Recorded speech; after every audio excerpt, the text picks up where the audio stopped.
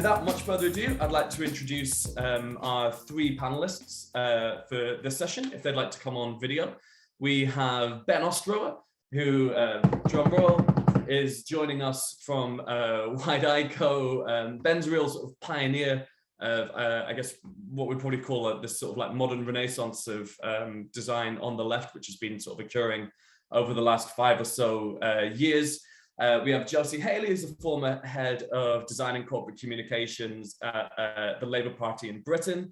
And we have Megan Davis, who's the brand director from the NDP in Canada. And we're all incredibly grateful to have you with us. I don't know whether you'd like to take a moment to introduce yourselves more thoroughly, or whether you think that's sufficient. We'll take that as being sufficient.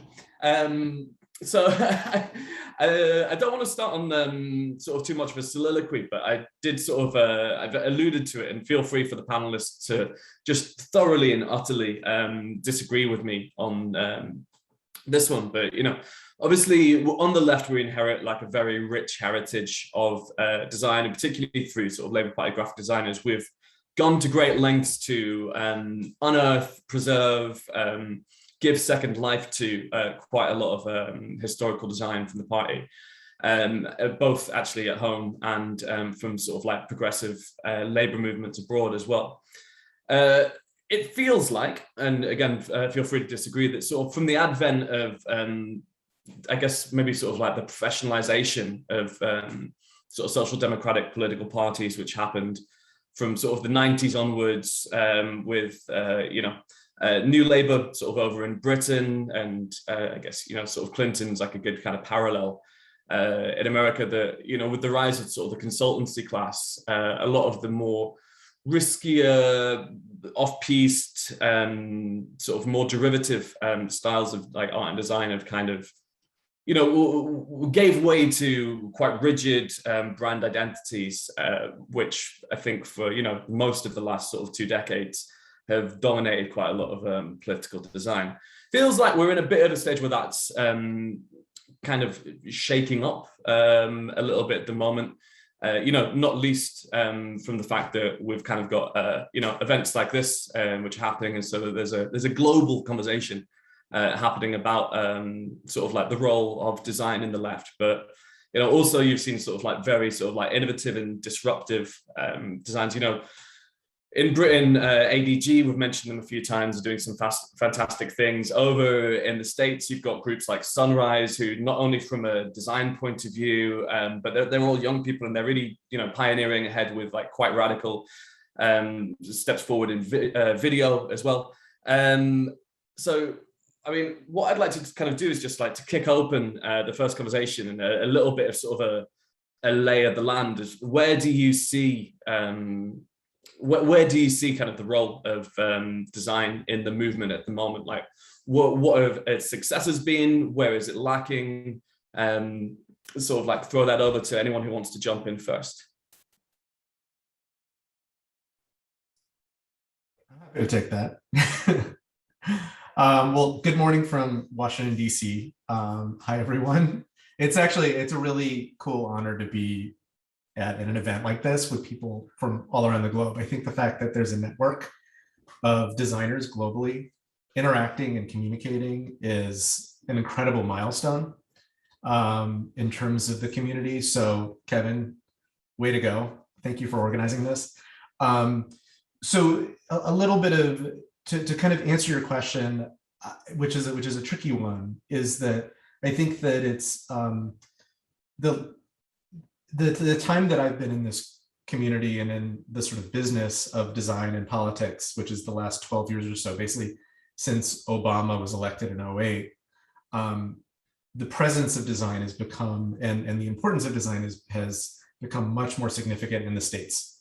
And in a way, we've sort of come full circle. We've kind of gone from a time where I think design was actually incredibly important and 60s and 70s. Poster design was a major characteristic of a lot of campaigns.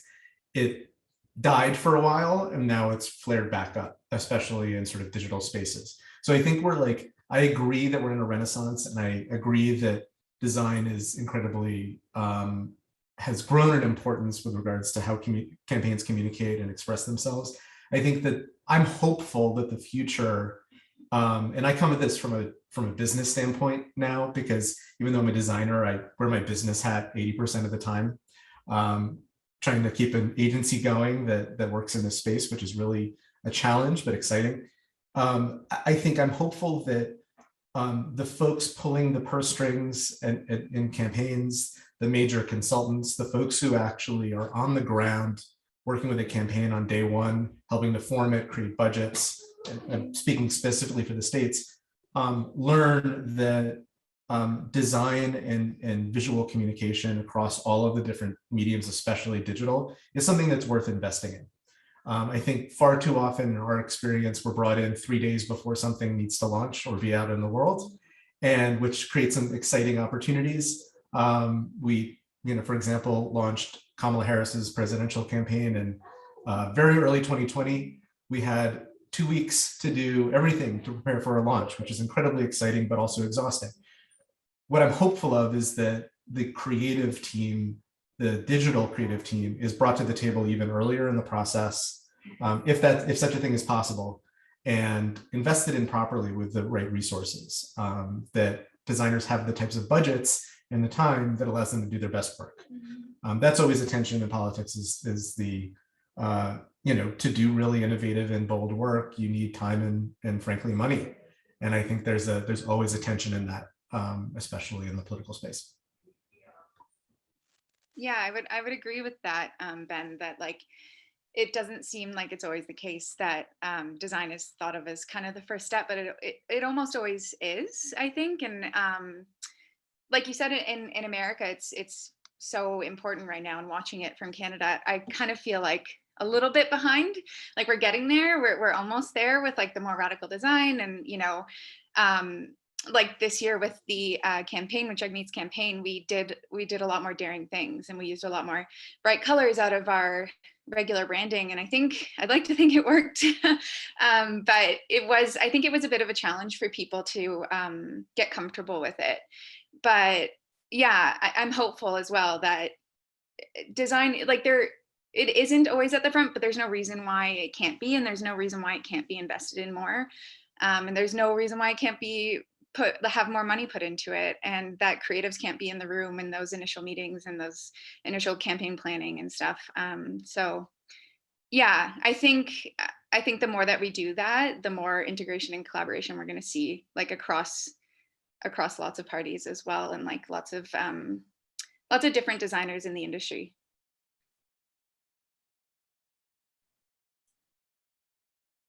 So a bit of an interesting one that you touched on there, Megan, sort of with regards to sort of color palettes particularly, because I guess one of the themes of today has been, I guess, sort of this tension a little bit between the street and sort of what's happening kind of within the political class itself.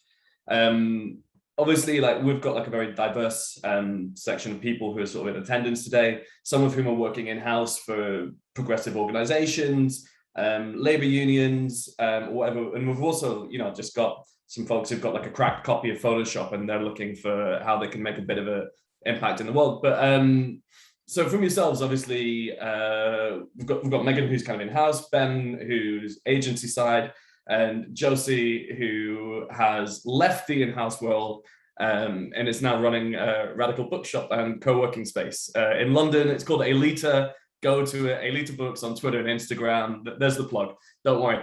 But I think it's an interesting one to kind of kick off the conversation about, sort of color brand guidelines. So, in Britain, the Labour Party follows a very similar blueprint to which most sort of social democratic socialist parties, either sort of in Europe or Australasia take, where it's very sort of red and white, but, very kind of reminiscent of what we saw in Todd's presentation earlier on. In America, the red and the blue tends to get kind of mixed up a lot more, and obviously there's no overarching kind of party identity, so every candidate kind of has to reinvent the wheel a little bit when it comes around to election times in some respect. And then in Canada, you got the NDP, who kind of really embraced this, like, you know, very like in your face kind of orange palette. So would anyone kind of like to touch on, I guess, sort of like how important they think kind of coloring within the lines on that is, when it's okay to kind of break these things? Yeah, jump in.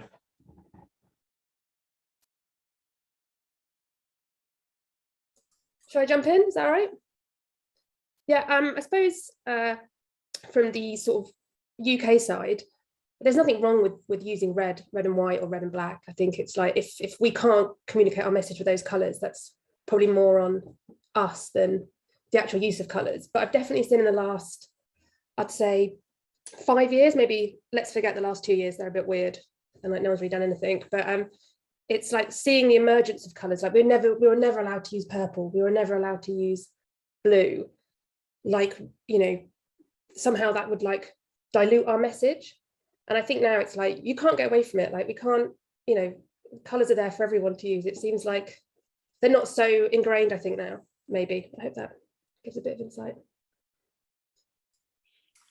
The thing that we've observed, I think it's something observed in the States, but I think is probably global, is the idea that there has been I think this really started maybe 4 or 5 years ago. There was and I think it's partially having to do with the fact that there are more designers in the space and they want to be trying new things. But I also think it's a function of youth, that there's been an explosion of color in the States. I think if you look at candidates, particularly below a certain age, the AOCs of the world, who, and especially ones that folks running for Congress in the States, city council, who are operating in more urban areas. Kevin, with regards to what you said about sort of like the art of the streets, it has been, I don't think appropriated, but sort of merged with a lot of the kind of campaigns that are younger now. I think that's a trend that I'm hoping sustains, but I'm hoping it stays authentic. You know, that's my biggest fear, is that you know, there's going to be a candidate who runs for mayor in New York, and you know, 4 years, let's say, who like co-ops and appropriates graffiti, and it ends up being really embarrassing, you know. But I do think that the trend of being more colorful, more expressive, especially because we're operating in a digital space where there's so much noise and everyone's competing for attention, I think that's a trend right now, and I think a really positive trend. You know, so like AOC 4 years ago or so was gold and purple. You know, with Kamala we did, you know, a kind of purple blue, a like sunshine gold, and a red. Those things, especially at the presidential level, are now fair game in the States. Beto is black and white, you know, and I think that it's an expression of I think younger candidates and younger operatives being sort of fed up with the status quo. Like things are broken in the States, you know, for example. And I think that a lot of the way in which campaigns express themselves visually now is an expression of that. Just being red, white, and blue, like towing the line and status quo is no longer palatable for a lot of people. So there's, I think that ends up being expressed in color, but also in type, in a way that I think is really exciting. And so I'm hoping that continues. I'm hoping that as a trend that the United States, but also, you know, the world embraces, so that politics can be a little bit more expressive and a little bit more emotional in a way that it maybe historically has not been. Yeah, I think it's really helping us also reach those young audiences and those young voters and those people that we really need to get engaged within the campaigns. And I don't know if you've seen some of the earlier stuff from the NDP, but we used to have this like god-awful lime green back in the day that went with our orange somehow, and thankfully we got rid of that. But yeah, it's because we couldn't touch red or blue, right? We couldn't touch the Liberals or the Conservatives, so we're like, I guess we're gonna go with green. which is funny because I guess the Green Party just wasn't really a thing at the time, maybe, or wasn't relevant enough to really care about using the green.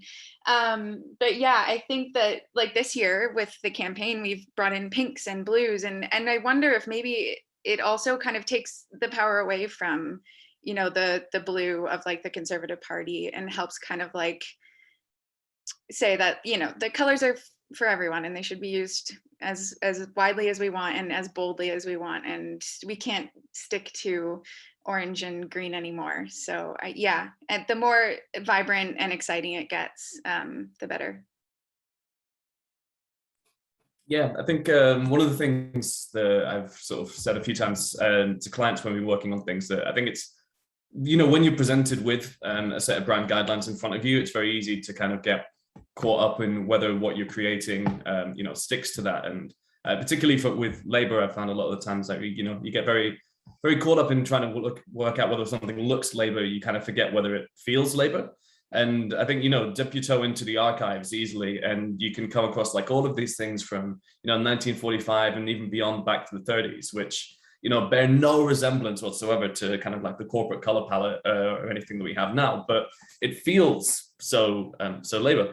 And there's the conversation on sort of like the YouTube chat for the simulcast on this at the moment is, you know, sort of picking up on a lot of the same tones, really. You know, there's Ellie who says that it feels like there's kind of two schools of thought with it, that design is providing a service to my project, or the design is sort of a piece of the project that they collaborate on together, and that designers don't get the, you know, the credit on their ability to strategize so much.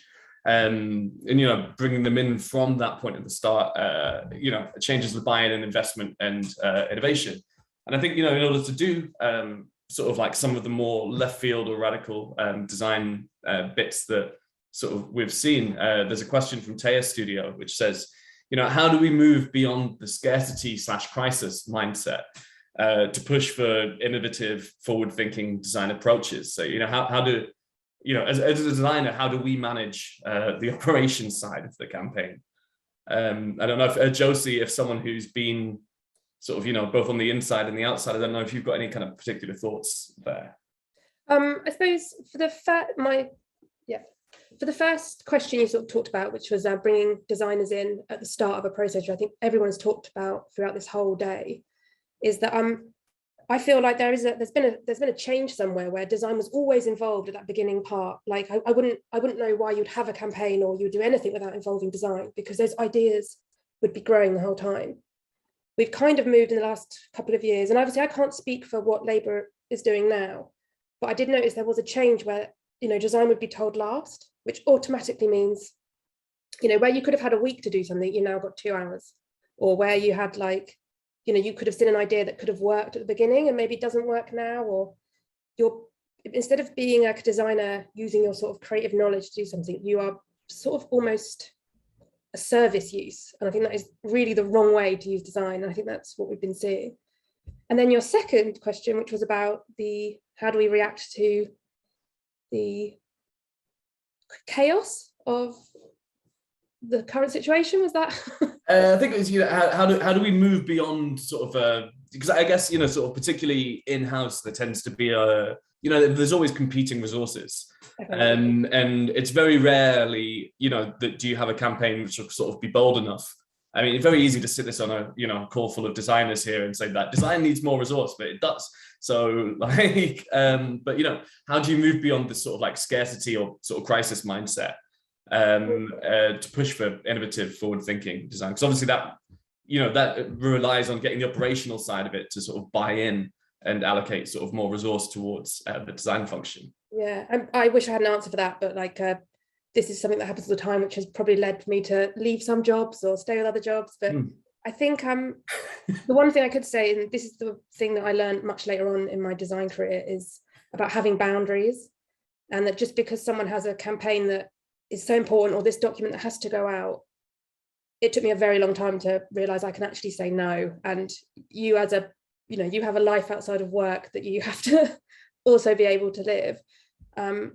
I think getting buy-in, I think, again, having designers in from the start of a process, if you are having issues at work, say, maybe look at a project where you were in at the start and how that was successful, or talk about something that wasn't so successful, or what works for you. Simple things that could change, you know, deadlines. Can we stick to them? If that's something that's not possible, that will never change. Maybe it's not about adapting yourself to the process. Maybe it's about looking somewhere else for something else, because it might just never change. Sorry if that's a bit negative, but yeah, that's my answer. So I don't know if Ben or Megan want to come in on this question at all here. I just wanted to add that I think it's also about working on as much anticipation as you can at the start of the campaign, and kind of advocating, obviously, for your team and for creative as much as it's hard to do. It's not possible in every workplace, but yeah, I think in working on, you know, the initial identity, or however much time you have for that, or however much warning you really get for it, the political design industry is so reactive now, and even more so in the past 2 years, that you just kind of have to be on the ball with like anything that you're creating. And so maybe it's creating processes or templates, which I kind of fucking hate to do, but at the beginning, that at least you can have a starting point, and you can start thinking about what you might need later on, and start like putting those processes in place, so that for the next time, the rest of the team is kind of thinking of those as well. I would, I agree with all of that. I can't speak also to the being in-house, but I have to imagine that like, there are two things that I can think of off the top of my head that in my career have sort of moved the needle with people in positions of power who are controlling budgets. One is the idea that design and messaging, which is the thing that everyone is obsessed with, the communications professionals, the two can't work without the other, right? And you know, you can have a great message, but if it's not expressed in a visual way that is accessible, that is actually making its way to digital spaces and physical spaces in a way that it's actually felt, you know, it's diminished, and vice versa. I think that designers should embrace the comms side of the house and the messaging side, and figuring out how those two can work in tandem. That, and I do think, as much as it's annoying to the more sort of qualitative folks like designers, the being able to communicate to the higher ups about data and what actually converts well, that XYZ graphic got, you know, several thousand impressions and led to, you know, clicks to XYZ fundraising page, they will listen to that. So it doesn't hurt to kind of learn the language of data and analytics as a designer, because I think it's going to help sell people who are less aesthetically minded. I'm very big on the idea of creating design systems very early, so that, Megan, to your point, what you're doing is, as much as we all hate templates, we are creating a library that everyone who touches the different aspects of the campaign, including supporters, can potentially have access to extend the message. A software like Figma, for example, which is so affordable, browser-based, very easy to learn, is a tool that we're really exploring using significantly to empower the organizations and campaigns we work with, creating a library that folks can run with. They need to be trained on it, but you can create a component library, a design system that's pretty locked down. And I know the Biden-Harris campaign, as well as our work on the White House, for example, we left behind an entire Figma design system of components that have been reused and adapted and changed iteratively in a way that set a really strong DNA for the design. So I would suggest that like investment in design systems is a really smart thing too. Helps lift the kind of crisis mentality a little bit more. Sort of brilliant answers from everyone there, and yeah, it's really sort of testament to the ability of good design to kind of help elevate, when everything is, when both oars on each side of the boat are kind of rowing. I think the point about embracing both design and comms is brilliant. We've got a few questions starting to filter in through the Q&A now, and I'm conscious we'll probably have quite a few, so I want to start kind of hitting those if we can. Lionel Openshaw had a question about campaign goals. If you may, Lionel, you may. Hi, can you hear me? Loud and clear. Yeah, so I'm a lifelong activist and a designer. So I just want to start really by thanking the organizers. I've been here throughout the whole event. And sometimes as a lefty designer, you can feel like you're in a minority of one in a very commercial sort of orientated space. So you go to design events that are very advertising orientated. So it's great to see that there's a community starting to build here, and I hope it's something we can really build on. But my question really is, throughout today, we've seen some interesting sort of contrasts of some campaigns that you could almost say were beautiful sort of failures, and others that have been ultimately more successful. So what I'd like to ask the contributors today is, like, how can we really evaluate the success of certain campaigns? How can we evaluate the role of design in them? And also, this might be more of a political question, but how do we set ourselves achievable goals in our campaigns and in our work? Thank you.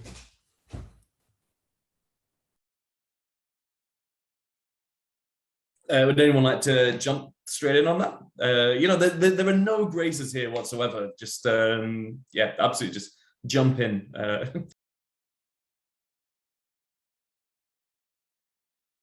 I mean, I can come in as someone who's lost loads of campaigns. So I don't know. I suppose 2017, that was a loss for the Labour Party, but it didn't feel like a loss. And there was a lot of stuff that came out of it afterwards, like engagement, membership, the massive amount of young people involved in politics. And you look at Momentum, TWT, the community organising things that happened, and some of those things are still going. It just shows that that could be a measure of success. In terms of 2019, I don't know how to measure it. I think as long as you have been clear on your messaging, you've cut through. That's a hard one. Maybe someone who's won a campaign might have. Just to sort of dig a little bit or scratch sort of beneath the surface. So when you were in-house in your sort of prestigious role of sort of head of corporate communications and design, I think was the title. How would you attempt to sort of illustrate the value or like the successes of design to sort of like the party higher ups to show impact? Was there sort of like a specified process for that, or was it all rather ad hoc? Well, I suppose during when I was there, design was so sort of interweaved. It wasn't really separate, so it was like the whole campaign would always be together.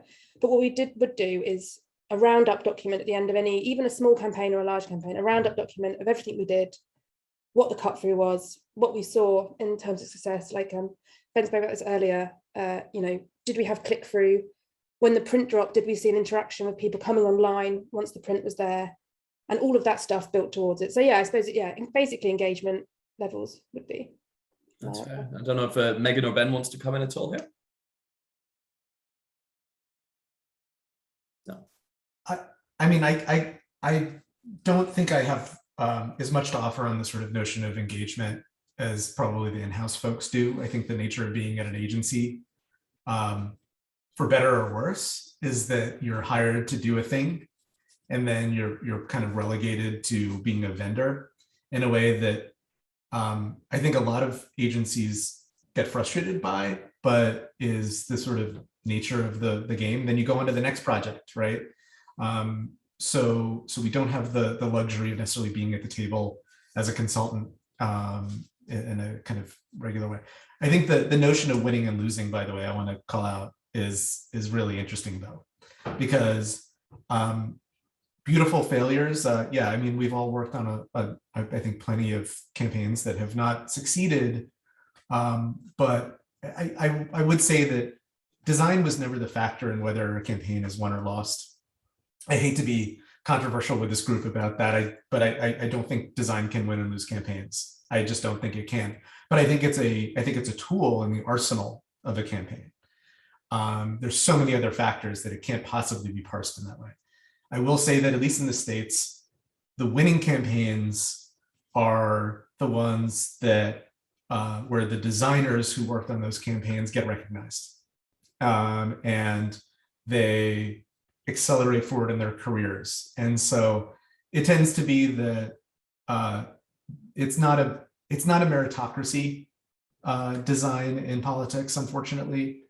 I think it's, in other words, the people doing the most innovative and bold work aren't necessarily the ones that are the most successful and the ones that are getting the seat at the table. It tends to be the folks who are on the campaigns that win, despite how good or bad their work is. I don't know if that's something that is universal around the globe, but I think it's something that I've observed here in the States. It's just sort of, it's a kind of funny thing about sort of the nature of working in a kind of win or lose, zero sum or winner take all game. So yeah, for a bit of clarity, I work at an agency as well, and I've worked on quite a few like labor union campaigns in Canada for the past 4 or 5 years. And I think to answer part of your question, Lionel, about achievable goals and kind of like evaluating the success, I think the ability to get these unions and labor movements to the table with their messaging in a way that is well designed is a success, no matter what kind of the outcome of whatever they're fighting for, whether it be, obviously, like if they're fighting for sick days, for example, a win would be getting their sick days. But I think it's also a win and a beautiful failure if they don't get it, to have had the opportunity to put their message out there and to get to an agency who will design it well and like put all the work into the strategy and everything behind it. And I think an achievable goal for that is to keep doing it and to keep working at how we can get these labor movements messages in front of more people and have more people active in the labor movement itself. Yeah. There were 3 very good questions queued up in the Q&A right now. So could we go to, we've got Charlie Mansell handy to jump in with your question, Charlie? Yes. Can you hear me? Loud and clear. Oh, great. Okay, thank you. Maybe it comes probably from the EU referendum campaign and what the Leave campaign did. But my question was, what do you see as the role of segmentation in the use of design? People motivated by strong safety, security, and fear issues may have different outlooks towards some forms of radical design than people motivated by the sort of mainstream market-focused aspirational extrinsic values, and also those more motivated by cosmopolitanism and or aesthetics. So it was really just understanding how you do a range of design messages. Who'd like to jump in?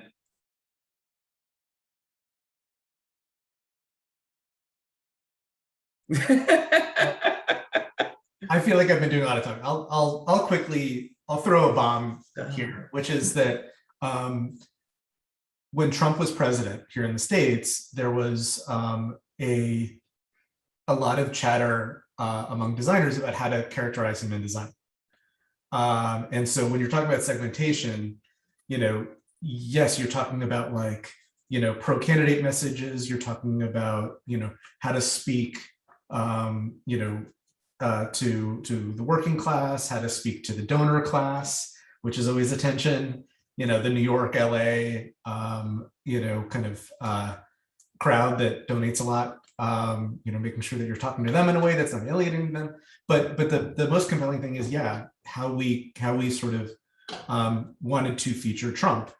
The most interesting outcome, I think, of a lot of conversations that I had, and something that I think the Biden campaign actually did really well, is that it wasn't about making Trump in design feel scary or like this boogeyman, don't put him in, it wasn't about putting him in like a red duotone, or, really kind of like, grainy, saturated,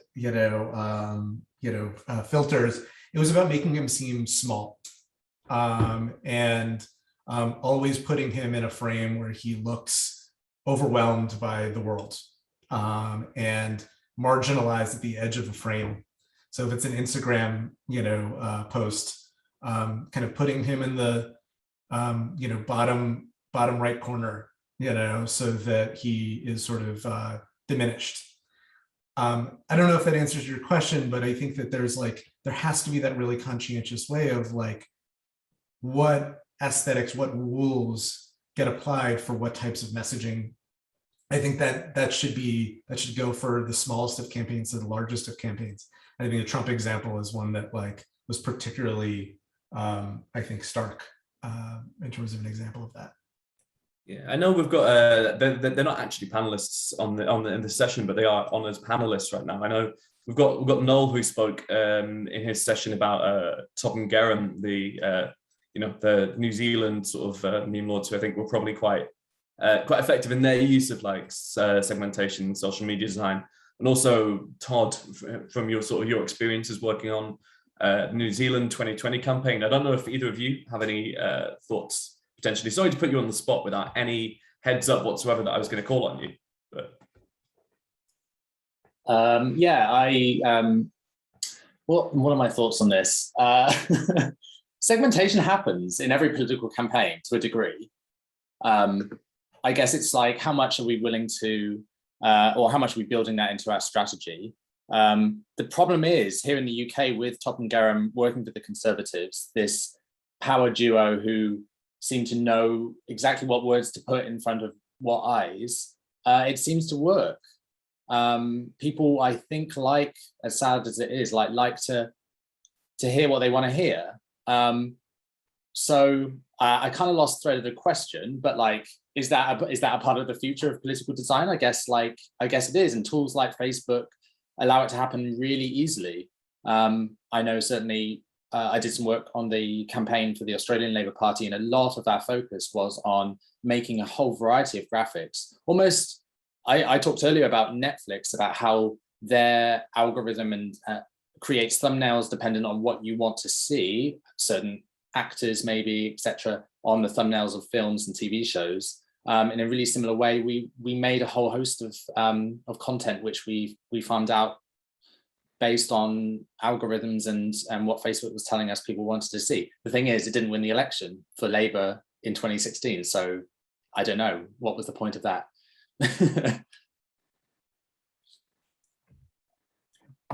we'll probably jump on to the next question now, just kind of conscious that the time will fall through our hands like water. Nathan Oswin, if you're handy, would love to get your question up. It's got 2 thumbs up in the Q&A, so people are begging to hear the answer to this. Honestly, the most votes I've ever had in anything I've ever stood for. So that's reassuring to hear. So it's a bit of a practical question, really, about how, as a campaign organizer who understands that good design is important, but doesn't realistically know what qualifies as good design, though, when I hear a good idea, so when we were doing the National COVID Memorial Wall, we knew that a load of hearts on a wall was a really powerful image, and you could see the comms strategy play off that and the engagement strategy, etc. What practical tips can you give for how to know what sort of designer you're going to, whether that be potentially more of a digital strategy or a physical literature strategy, and then again the styles, because I see a nice picture and I think, oh, isn't that lovely, but that doesn't qualify me to know kind of what design way to go and who to approach and the reasons behind it. I think if I can jump in, kind of what we were talking about earlier, about having designers in the room at the beginning of these concepting sessions, and in the room with comms and with marketing, to kind of bounce things off of each other, and in order to build that trust and that relationship. And another part of it is just to kind of trust that your designers know what they're doing, and they are gonna, if you're hiring good people, they're going to make good decisions, and making sure you're researching the audiences that you're trying to reach, of course. But I think just the really important thing is having them there early at the beginning of the process, in order to kind of have these conversations and make sure that everyone's on the same page and there is a direct goal for the design. I might come in as well, if that's all right. Yeah, I think again, it's like audience, and it's thinking about, you know, where are you talking to these people? If you have a message, say you had a message about train fares, it's like looking at a new way of communicating that. Like maybe it's getting an advert on front of a newspaper that's going to be on the trains, or maybe it's sponsoring some coffee cups so people are holding them when they're walking along. But I think annoyingly, those good ideas, or like those creative ideas around where you're going to deliver your messaging, they won't just come to you at the start of a project. It will be definitely a sitting down, thinking about it, maybe walking through the idea of someone reading your message. What does their day look like? Who is it that you're appealing to? Almost like pen portraits, but in like in every walk of life, basically, is like some advice I'd give.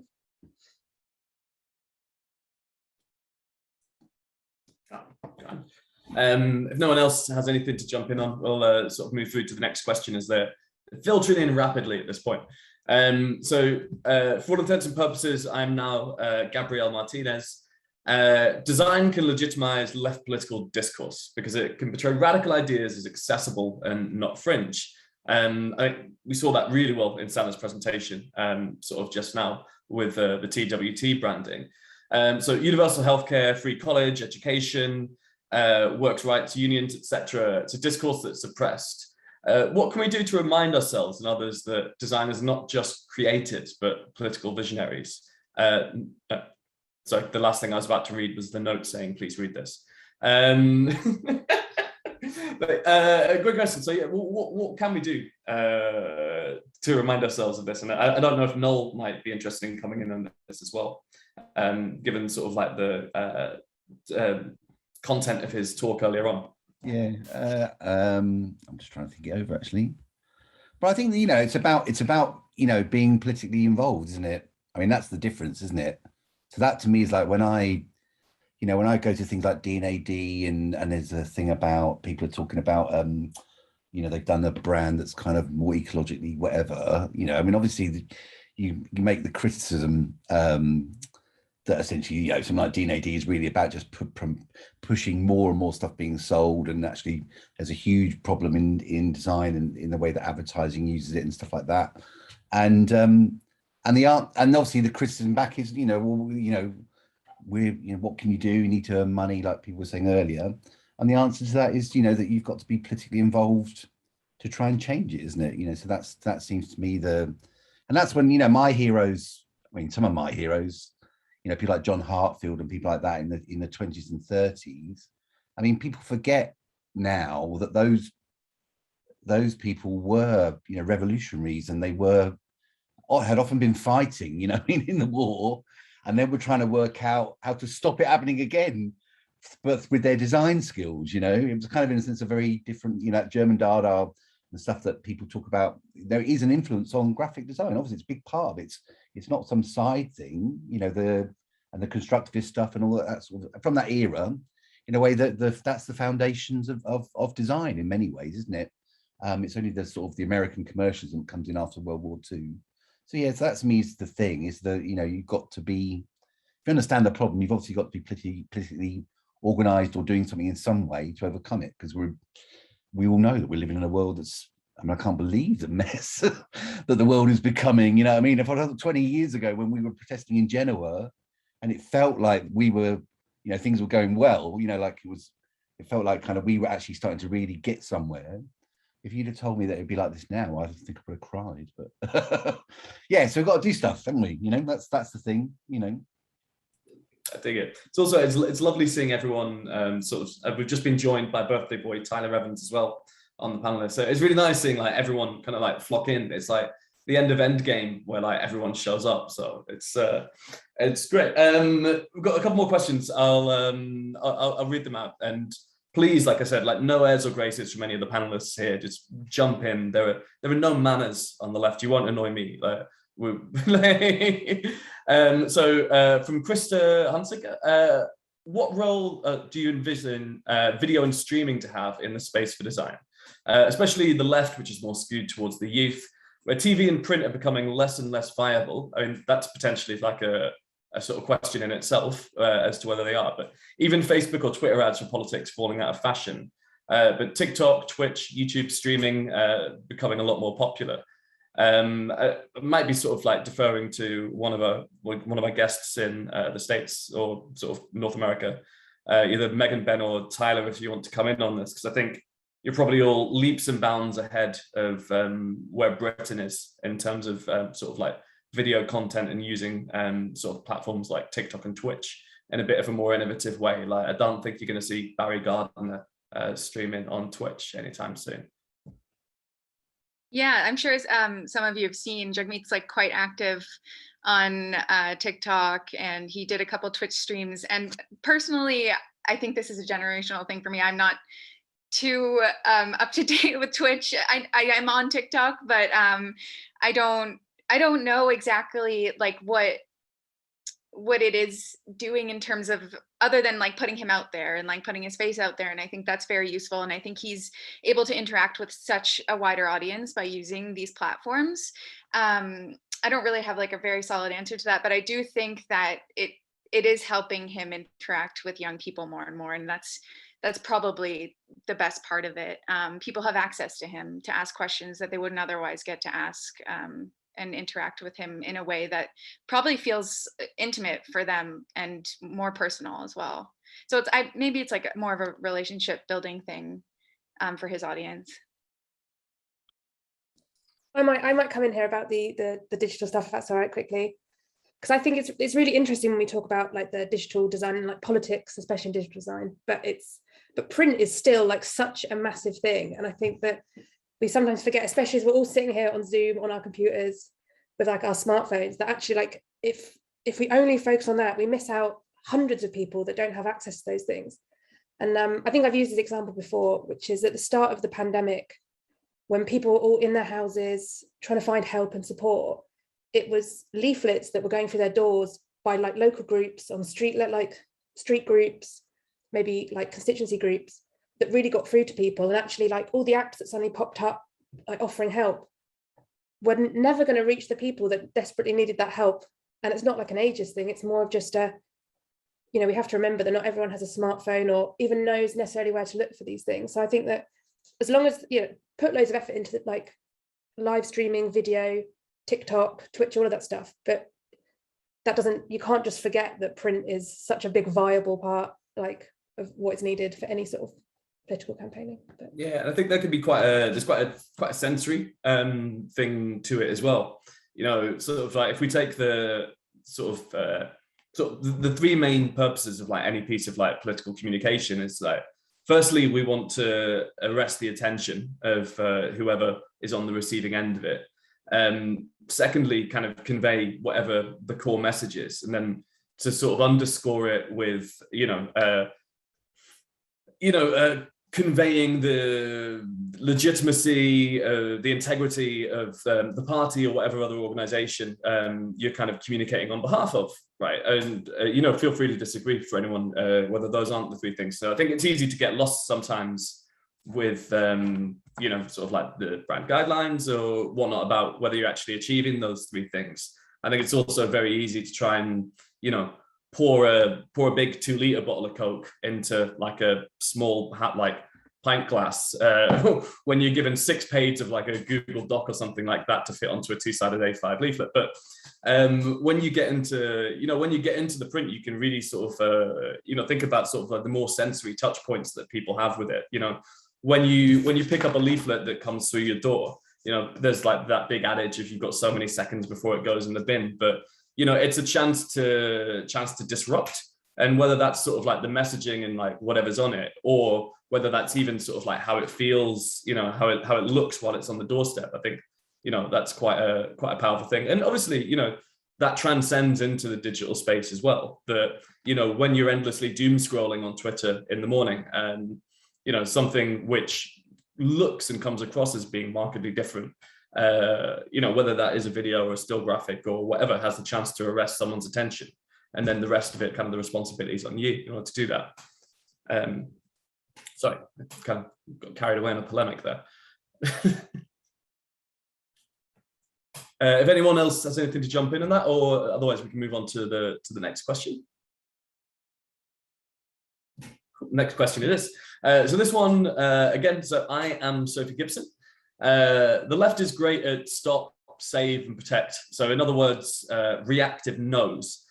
If we want to crawl out from the permanent opposition and exert power, what and when will begin to articulate our yeses in visual ways? And I mean, literally, there's far too much default recourse for stock imagery or Google Images rather than coming up with their own compelling visions of the world we want. It's not about sort of happy, smiling people, blue skies, rainbows, and unicorns. It's about, for instance, what does taking the railways back into public ownership actually look like? Yeah, I think it's a good question. I think there's I can think of some good kind of case studies off the top of my head where people kind of are doing that well.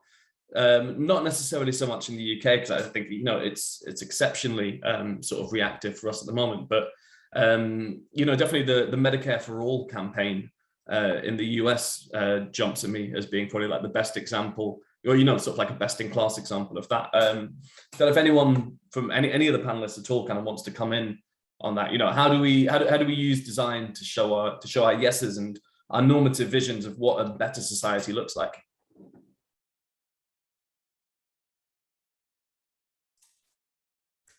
I would say that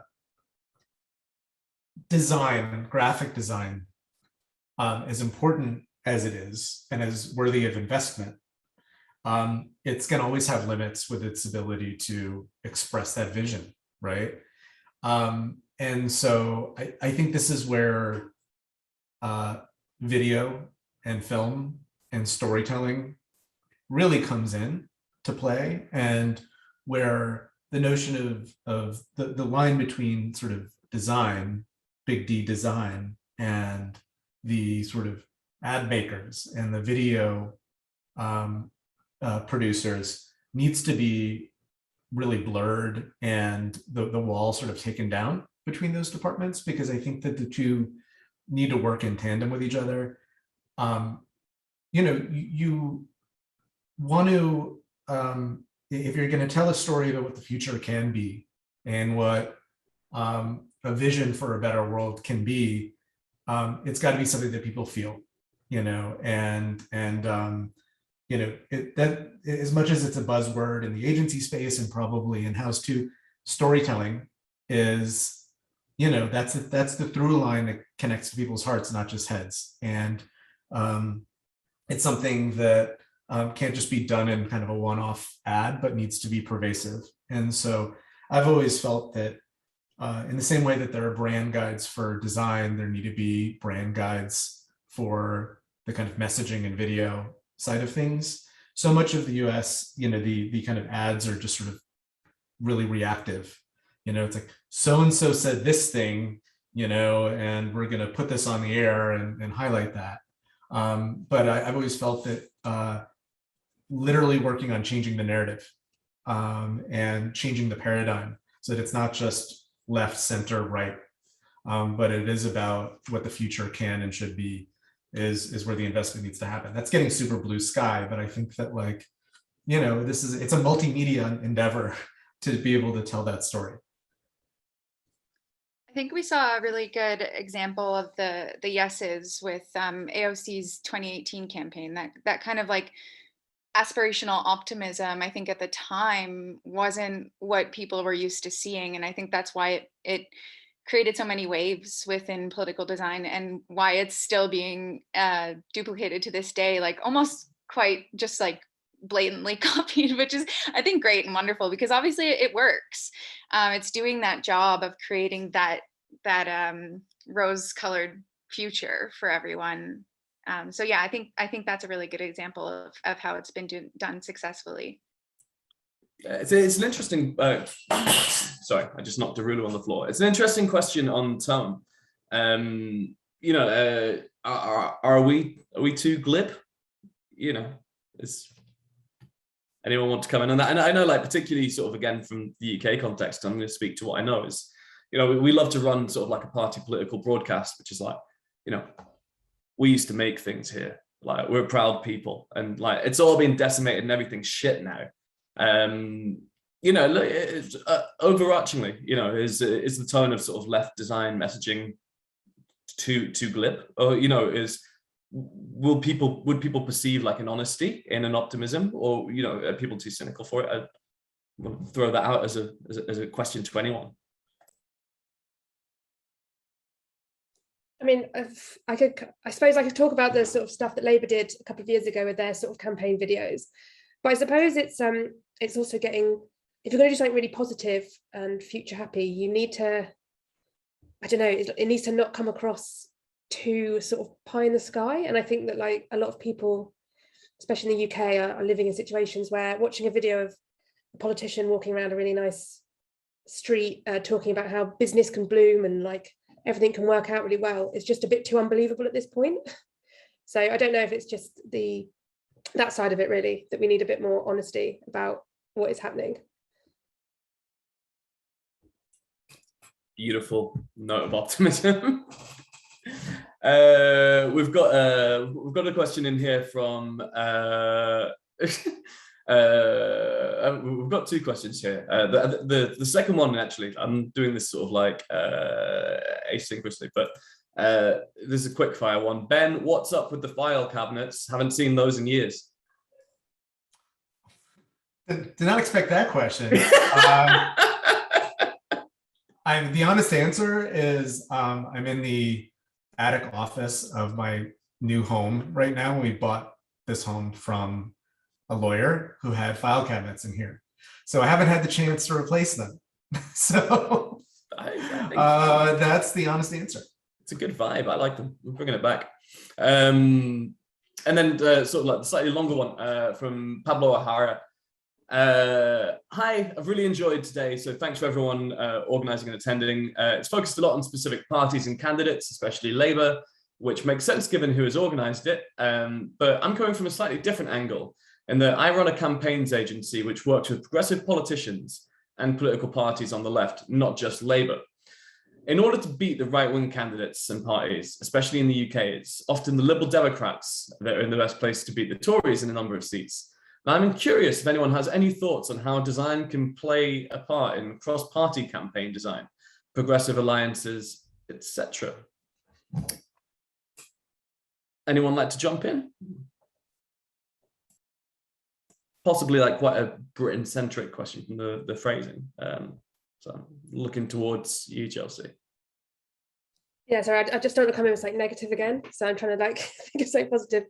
Yeah, I suppose we kind of saw some direction of like cross sort of party working with Labour and Green slightly at some points. I can't speak on Labour and the Liberal Democrats working together. I suppose they're kind of similar at the moment, I suppose, in some of their views. So like you might be seeing more of a sort of amalgamation of stuff. So I'm just reading that question to try and give an answer. I don't know. I think that maybe if we took it away from the actual political parties, and maybe if you as a designer want to look at volunteering your time, you could look at how a cross-party sort of alliance could work. It's not really necessarily my bag, to be honest. Yeah, probably not a bag either. I guess the thing that kind of jumps immediately to mind with that would be, you know, if getting involved in sort of single issue campaigns, you know, where, you know, where the goal of the campaign could be owned by parties from sort of, a multitude of colours potentially. You know, if you're in an area where hospital waiting times are particularly bad, kind of, you know, getting involved in a grassroots campaign against that, or, you know, if being particularly badly affected by school closures or something, you know, I think I'd be erring towards trying to put design time into sort of more of those single issue campaigns, if that was sort of my objective here. We've got a couple more questions coming in here. There's one that I'd like to throw out myself. So I know we've spoken quite a lot about you know, sort of the vicissitudes and the inner mechanisms of working sort of like professionally, or at least sort of like, you know, quite thoroughly sort of like within like the upper echelons of campaigns. Obviously, like everyone who's in this chat started off as like a starry-eyed young idealist at some point. And I'm conscious that we've probably had, you know, sort of like out of like the 500 or so people who've signed up here, we probably have a fair number of whom are, you know, sort of younger people who are keen to, you know, to use their skills in order to, you know, make the world a better place, like hopefully more successfully than some of us have, like, and you know, they're the future generation. So what advice would anyone give to sort of young budding creatives about how to sort of either hone their skills or get involved in sort of campaigns? Yeah, if there are anyone like to kind of come in on that with advice to the next generation.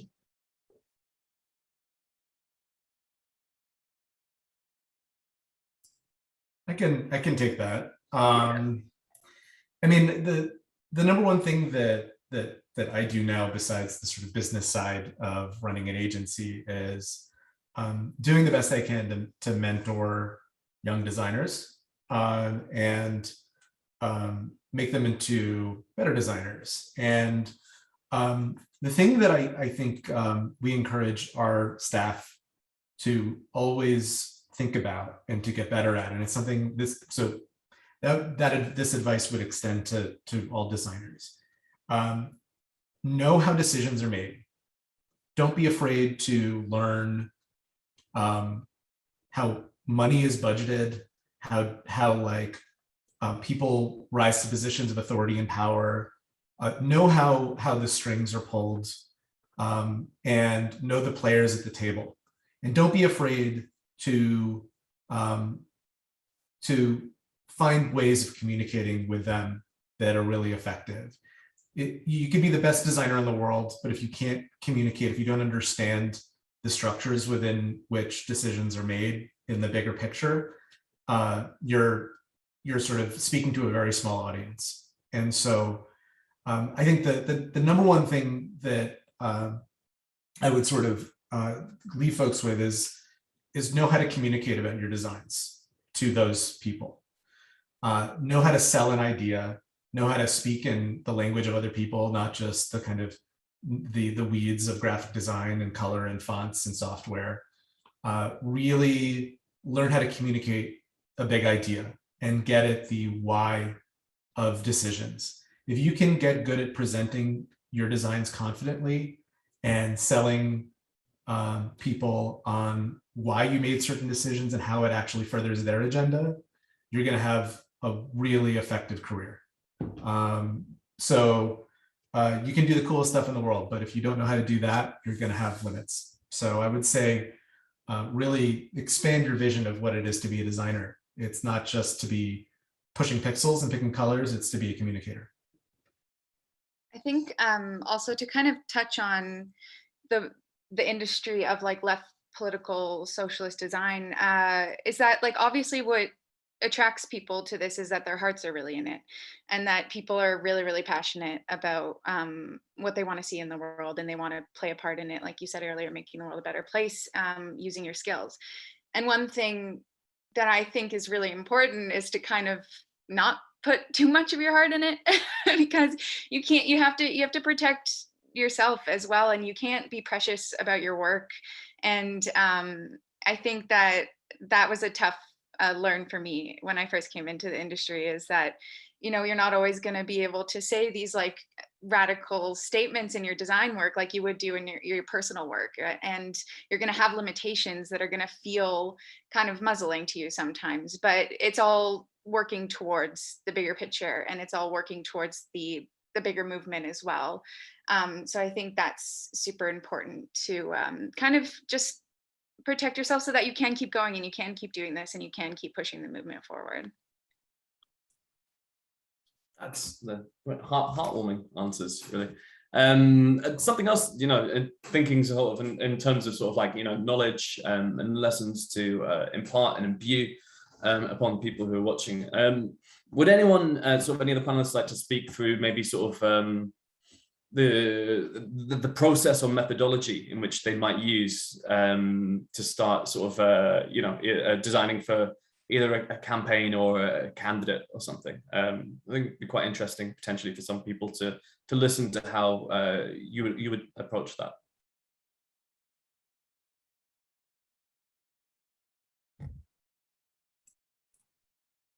I'm going to start saying names otherwise. I'm talking about, that's just such a big question. It's like kind of, oh, it's huge. Yeah.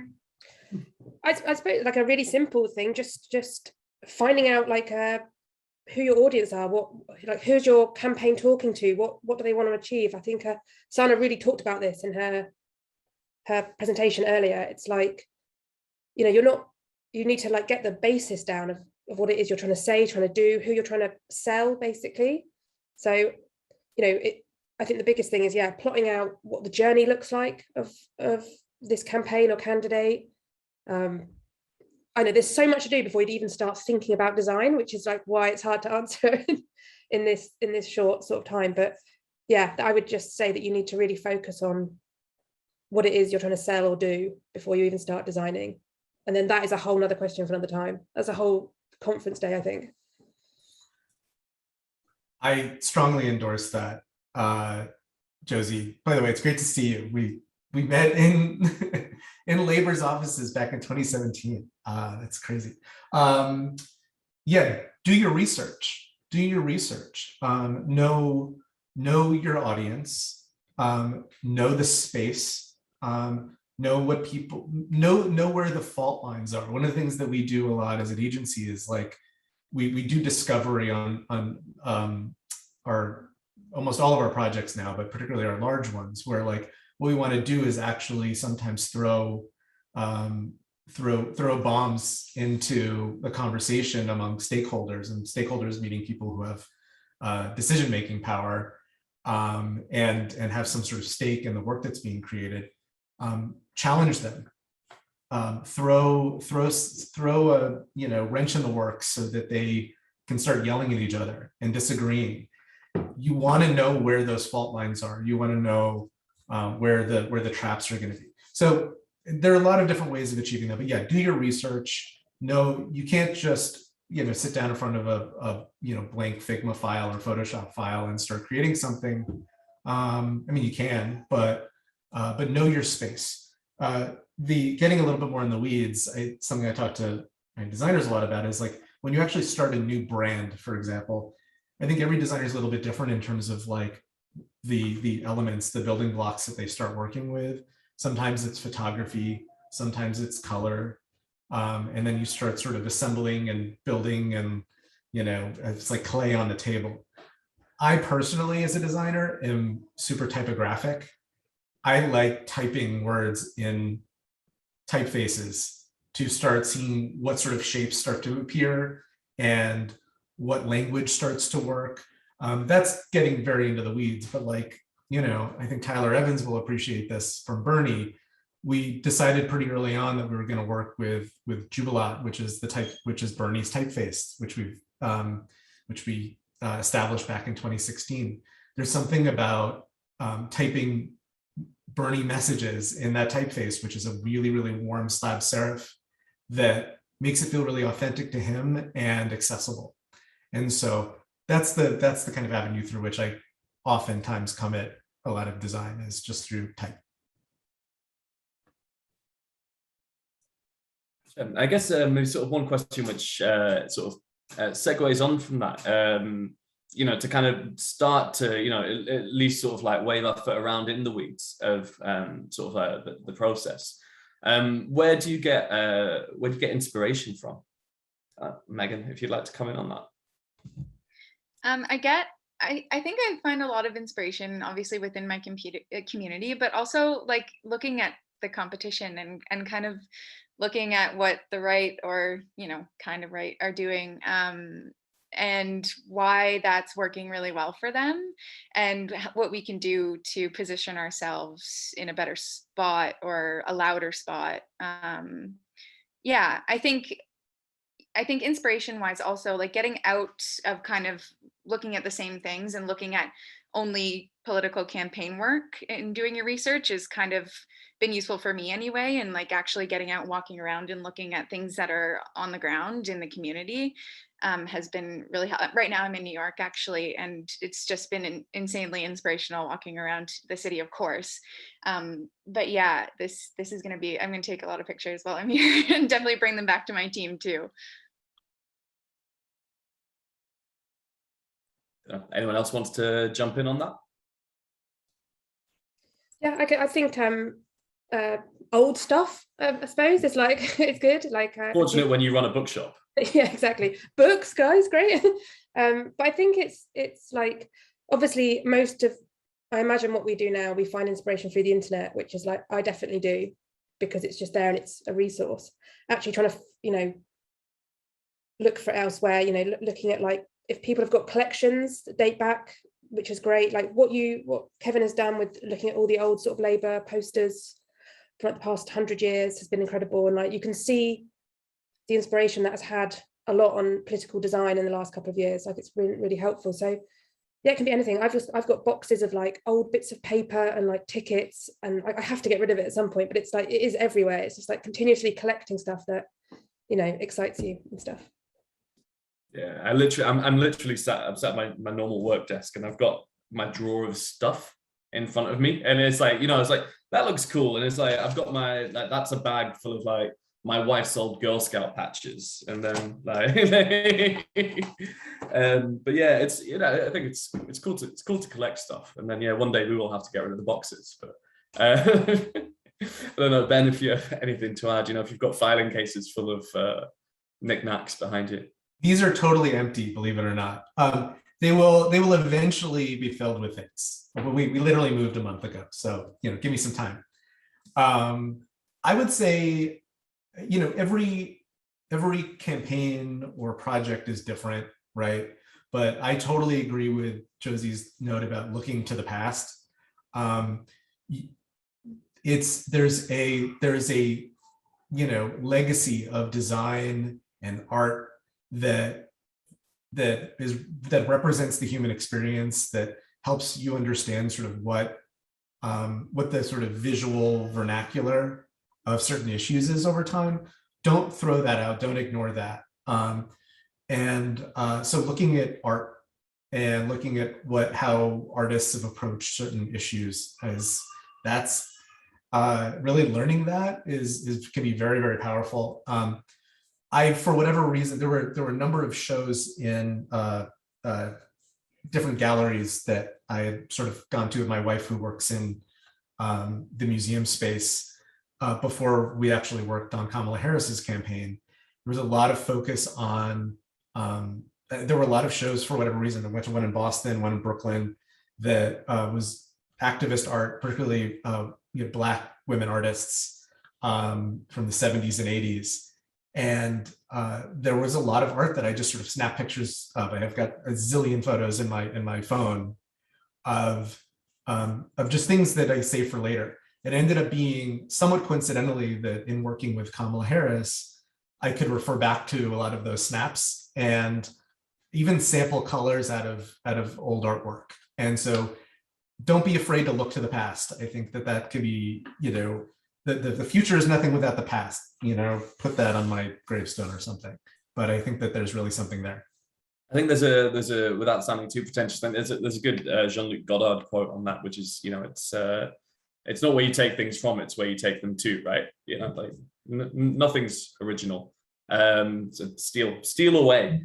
Nothing is original. It's all been done before. It's all a matter of how you synthesize new ideas out of what's been done before. Totally agree with that. I know we're moving into the last sort of 10 minutes or so now. So if anyone has any sort of like burning questions for our panel of experts, feel free to throw them in now. We've got a couple of quick fire ones that I'll just throw out now. One's from Gabrielle. Does anyone have an ideal job or campaign they'd like to work on?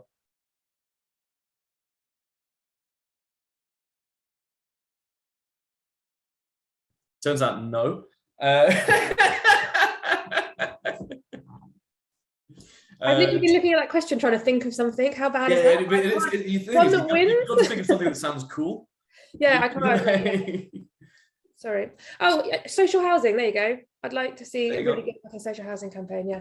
Yeah. If you could rebrand one thing, it doesn't even have to be political. If you could rebrand one thing, what would you rebrand? Me. Yeah. The Labour Party, probably. I think. If anyone from the Labour Party is watching, which hopefully they are, please take the rose out of the box. Another question from Michael Lewis Williams. Are there any things from your experience you'd tell your younger self to avoid or engage more with when creating sort of political strategy? What were the things that made you better designers as a result? So it's a nice meaty question. I actually think Megan summed this up earlier, which is like, don't tie yourself to your ideas too much at the start, because that can be heartbreaking. And, you'll look back in a couple of years and you can be embarrassed by maybe what you put forward. So it's just taking that step back and really looking at what you can learn when your ideas change or move forward, rather than always holding in that you had the best idea. Yeah, and I think there's, sometimes there's having a little bit of humility to it, sort of owning when you don't know something. Like, I can definitely think to times sort of like early on in my career where, it was like a, like effervescent and like mildly gregarious, like 23-year-old. I'm just like pure bullshitting. And that normally gets you quite far. But then as soon as you get called out on it, you're sort of dead in the water. So, but that's a big learning moment in anyone's life. And you tend not to sort of make that mistake again. I don't know if anyone else has anything to come in with on that before we go for another question. I would just kind of off of what you said of owning what you don't know, is just ask questions about what you don't know, answer because what you don't know also, because the more answers that you get, the more information you're going to collect, and you're just going to continuously become better and garner all that knowledge. And also kind of, I think, engaging with people within the design community who aren't directly in the political design community as well. It gives kind of a broader stroke of your experience in design, and you'll probably learn some things that sometimes we're in a bit of a bubble, I think. So just engaging with your community as widely as possible.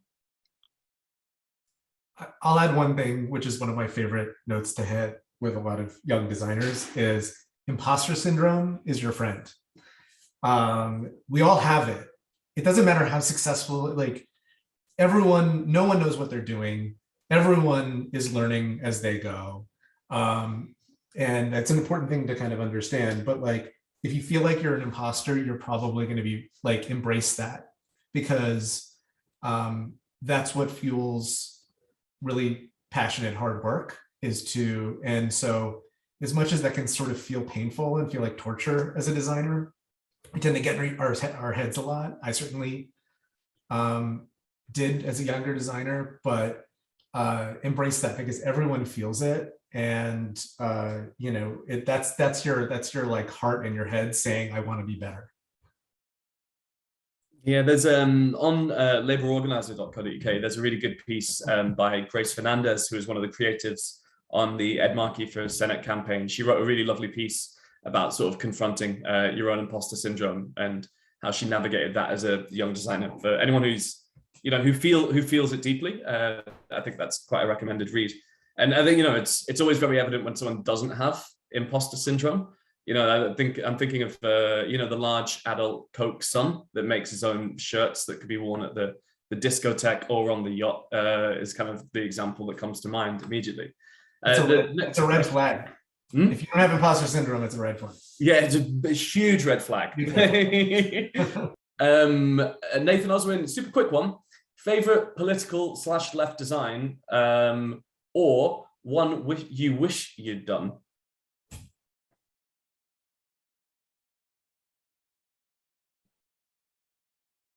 This is like when someone's like, "Oh, who's your favorite band?" and you're like, "I've never heard of a band." Like, name a band. Like,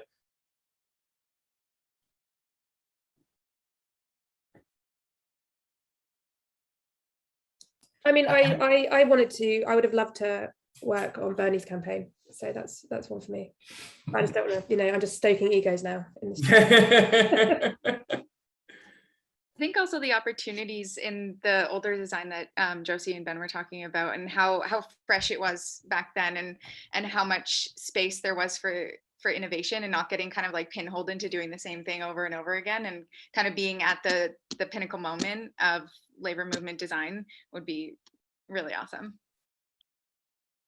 Yeah, there's one which is personal favorite. Anyone that follows LPGD on any of the socials will have known it deeply. But it's the old Labour's Got Life and Soul print from back in the 60s. And, you know, to me, like, it always just kind of like stood out as something which is so antagonistic to what you expect a piece of political advertising to look like, you know, from like sort of like the reggae color palette to even, you know, like the tone of the messaging. Like very rarely like will anyone, particularly in the UK Labour Party, tell you that they've got sort of life or soul. You know, you'd be forgiven for thinking that, like looking at like the House of Commons benches. So, you know, that's one that kind of sticks out to me.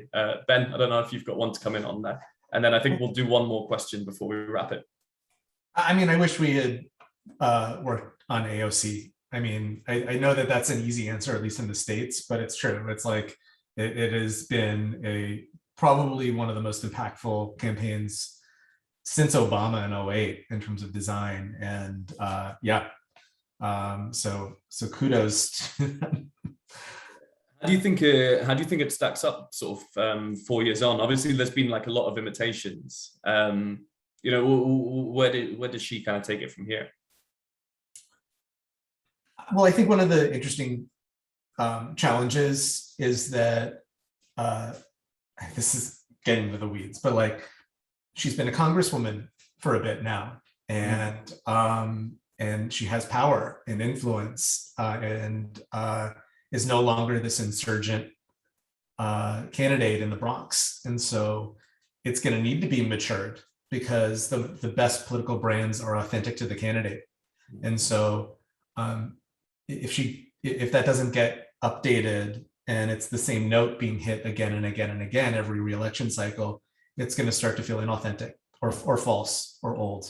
And so it's going to need a 2.0. I don't know what that looks like just yet, but you know, I know the questions to ask about sort of where that goes. But I think that I don't know if that answers your question, but yeah, no, I'd be curious to see sort of where it goes and how it does develop.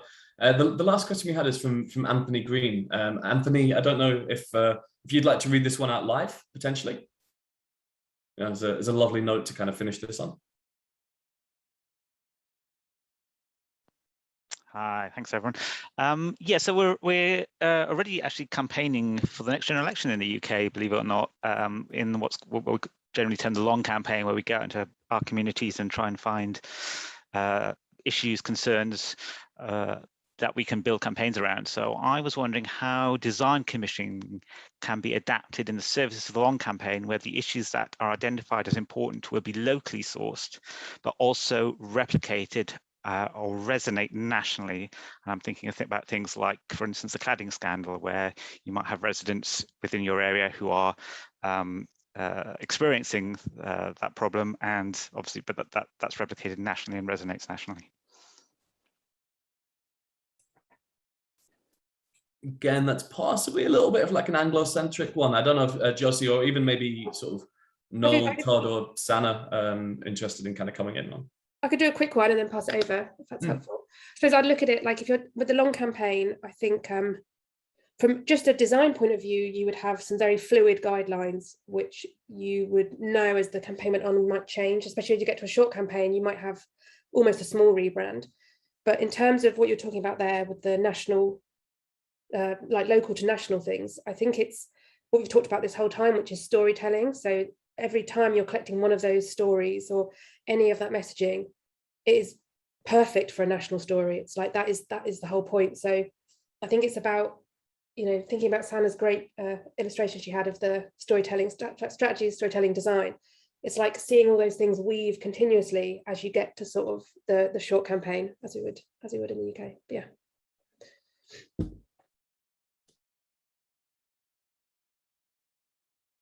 On to Sana. Can I jump into the jump in. This is, like I said, this is a free for all. Like, I was going to pick up something which Ben said earlier, which was knowing the stakeholders in a campaign. I think that's so important. It was something which, you know, I've just spent like 4.5 years working for a consultancy to basically understand the minds of CEOs, leaders, how big companies work.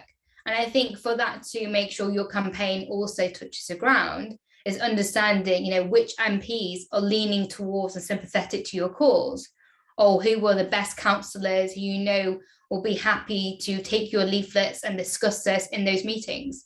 That's something I think is really important as well. The design is a material you can give them to support them in their work, but knowing who those stakeholders are, for me, is a vital pinpoint of really making your campaign work, is figuring out who those leaders are as well. So that's just my added extra I wanted to throw in. I also would like to follow on from what both Josie and Sana are saying in relation to this. Is that I, as a designer in New Zealand Labour, I felt I only became useful to the party and to local groups after a few years of working there. After years of campaigning alongside people, travelling up and down the country, I only started to realise like what materials would be useful on the ground, or being able to kind of feed up experiences into the leadership team or the communications department I was working in. I feel like it's almost crucial that parties retain staff and have like a core going forwards, because it's only through kind of being there for a longer period of time that I really got to understand the structures and could be of any use. Otherwise, I feel like you're working blind, you're sailing blind, especially in kind of the leader's office, which is often seen as quite cut off from local campaign groups. But yeah, you really have to work as a campaigner on the ground as well as there to know what materials are being used, what leaflets are needed, etc. Ben, did I see your jazz hands go up there? Oh, I was celebrating what I was saying. Honestly, brilliant. I think we're now sort of 2 minutes over the time, but I'd like to sort of, before doing like one last whip round to the panelists for any final thoughts, I'd just like to thank everyone so much for the time, generosity, enthusiasm that they've given today. That includes both the panelists and to the audience as well. I'd like to say thank you to everyone who's put in so much work in order to getting today to happen. Huge thank you to Christian, who's been running LDF Help, making sure that everything happens so seamlessly, which has been brilliant. Thank you to Labour Together, who so kindly donated their Zoom login so that we could have an event with 500 participants on it, and not like a 45-minute time limit or something. But genuinely, thank you. It's amazing, sort of the response that we've had to today. Originally, our target was to get 150 people registered, and then the stretch target was 300. We hit the stretch target pretty damn quickly. We've got people signed up all from Iraq to Indonesia, which is just so thoroughly unexpected, particularly for an event which is so as Anglo-centric as it is. Really interested in ideas about how we sort of keep momentum going from sort of an event like this. I think the ability to have kind of cross-pollination between progressive designers, on all sort of corners of the flat Earth is like fantastic. But yeah, just thank you so much to everyone for sort of making today possible. Hopefully next year this might be something that we're doing in real life. And I'd just like to we'll just do a little whip around to the panelists to kind of give us any final thoughts or, closing statements for the day. My one would just be to say thank you very much. Thanks for organising it. It's good. We need more of these sorts of things. Well done. Thank you. Thank you. I think the only person that hasn't been thanked is actually you, Kevin. I know that you've put in so much time and energy. We've been communicating for weeks and months about this, and I certainly speak for myself, but I'm sure for everybody, to say massive thank you for bringing this together, keeping it on track. You've done an amazing job. That's not what I meant by closing thoughts, but thank you very much. That's my closing thoughts. Leave someone with a really pithy nugget. Nothing is original. I just wanted to say that before doing this event, I actually phoned Kevin yesterday because I was really worried because I was feeling very negative about the situation in the UK. But actually, maybe I come across a bit negative, but having all of us doing this and like listening to people and all the questions in the chat has just, yeah, it's made me feel like a lot more positive, and yeah, it's great. Oh, and a last bit of advice is like, if you're a new designer out there, like just make sure you're getting paid, don't work for free, and reach out to people around you or people you want to talk to about situations like this, and I'm sure designers will speak to you. And yeah, that's it. Thank you, everyone, and Kevin and Christian.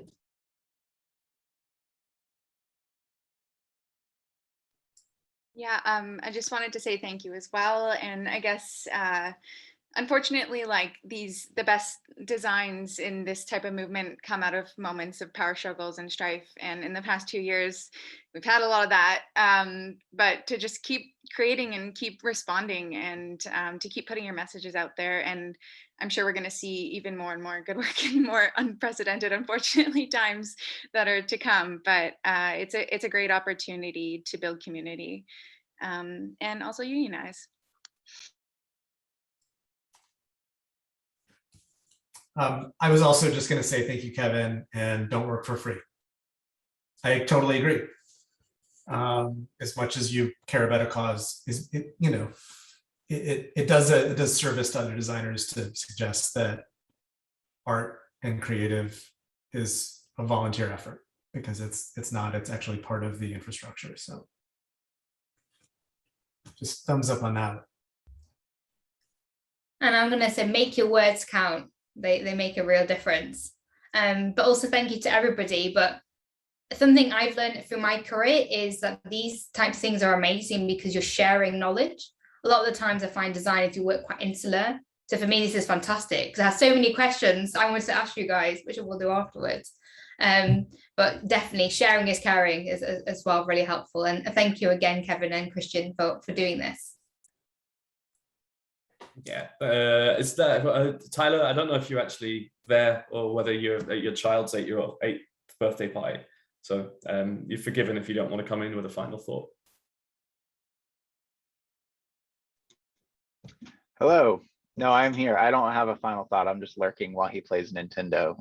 He's detoxing from his morning donuts at the moment. So yeah, I don't have a thought. I'm sorry. Just for me, I'll give some American advice. Unionize your campaign immediately. And when the campaign is over, join your DSA. And that's all I got. There you go. Sage advice. Again, thank you so much to everyone. This has been lovely. It's great to see something that so many people have put so much energy into coming to fruition. And we could keep going on the thank yous for a little while, but we're 8 minutes over already. Everyone's rearing, if you're in Britain, everyone's rearing to go for your Saturday nights. If you're in America, everyone's rearing to probably have lunch. And if you're sort of anywhere east of Britain, you're probably rearing to go to bed. So thank you so much to everyone. This is not the end of it. I believe this is the start of something. Everyone who has been a panelist today are all very nice, sort of gregarious people. If you have any questions that you didn't get a chance to answer today, look them up on social media. We've been tagging them on the Labour Design account and everything, so they're really easy to track down. Add them on LinkedIn, ask them to give you professional endorsements, even if you've never met them, because their words will carry so much weight. But yeah, thank you to everyone. This is normally when someone would probably sing us out with the Internationale, but I don't know if any of the panelists have a good singing voice. So in the event that we don't, thank you. I thought you did, Kev. I have a terrible voice. This is also where I say that I can't remember the words to the Internationale. But we'll call it on that one. Thank you so much for everyone, and again, a big hand to Christian for running all of the tech in the background today. Thanks, guys.